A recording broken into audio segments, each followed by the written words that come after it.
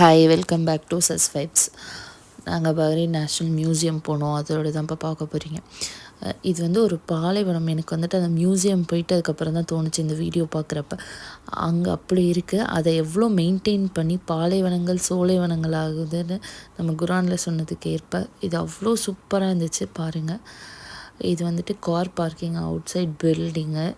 அதில் சும்மா மியூசியம்னாலே பழைய பொருள் வைக்கிறது தானே, அது மாதிரி பழைய பொருட்கள் நிறையாவே வெளியில் இருந்துச்சு. அதை பார்த்துட்டு இது அவுட்டோரில் பீச்சை வந்து அந்த இது பேரியர் இல்லாமல் இருந்துச்சு.